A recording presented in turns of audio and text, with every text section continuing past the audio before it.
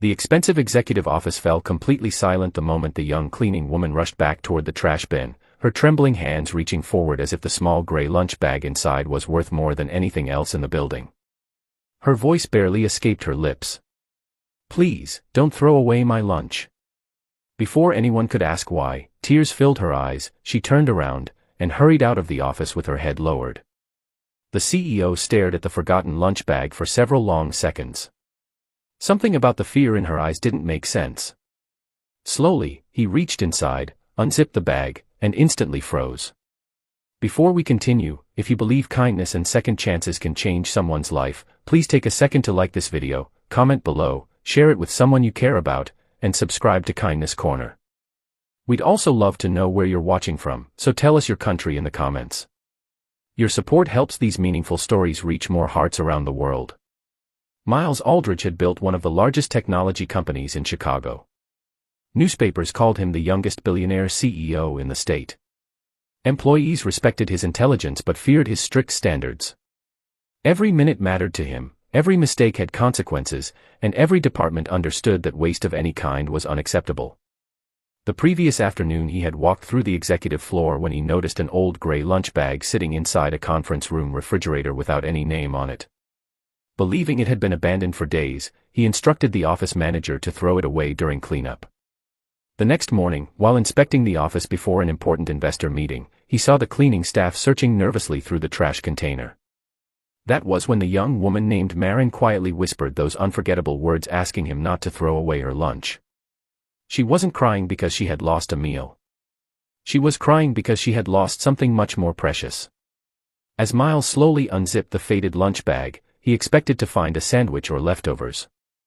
Instead, resting carefully inside was a tiny plastic container wrapped in a clean white cloth.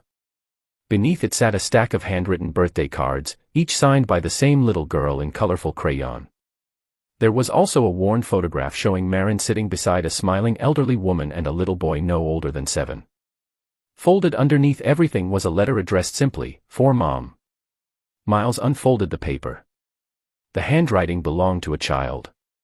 The letter explained that every afternoon Marin divided her lunch into 3 portions. One piece was for herself. One was for her little son waiting after school. The smallest portion was for her mother recovering from cancer treatments who often couldn't eat much except soft homemade soup.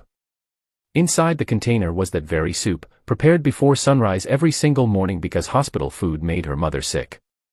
The birthday cards belonged to her son, who insisted they should always stay inside the lunch bag because they reminded Grandma to keep fighting.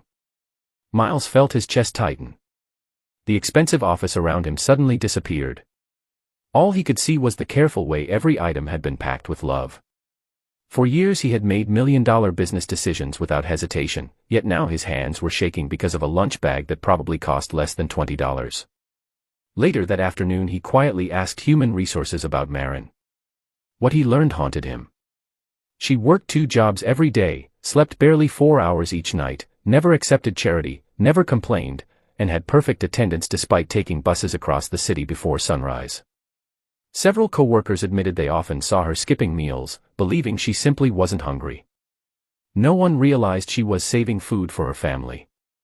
That evening Miles drove alone to the hospital listed on the visitor sticker attached to the lunch container. He stood outside the room before finally walking in. Marin looked horrified when she saw him. She immediately apologized, believing she had somehow broken company policy.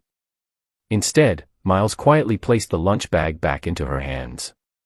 Nothing else needed to be explained. He had already understood everything. Over the following weeks, changes quietly spread throughout the company. Without announcing the reason, Miles introduced free daily family meals for every employee, expanded healthcare benefits, created emergency childcare assistance, and established a confidential hardship fund that allowed struggling workers to receive help without embarrassment. The cafeteria also began preparing fresh meals employees could take home every evening. Most workers assumed these improvements were part of a new corporate strategy. Only Miles knew they had all started because of one forgotten lunch bag. Months later, Marin's mother completed her final cancer treatment. Her little son proudly handed Miles one of his handmade birthday cards as a thank you gift. It wasn't expensive. It wasn't framed. But Miles placed it inside his office where every executive meeting took place. Whenever someone praised his leadership, his eyes quietly drifted toward that colorful card. It reminded him that companies are built with profits. But great legacies are built with compassion. If this story has touched your heart so far, please take a moment to like, share, and leave a comment. Your engagement helps spread stories of hope and kindness to people who may need them today.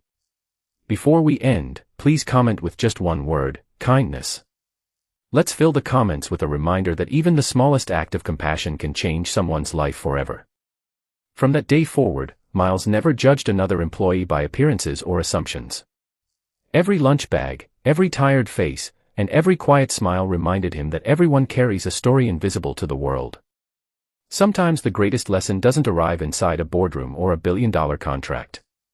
Sometimes it arrives inside a worn gray lunch bag, packed not with food, but with love, sacrifice, and the quiet courage of a mother who refused to give up on the people waiting for her at home.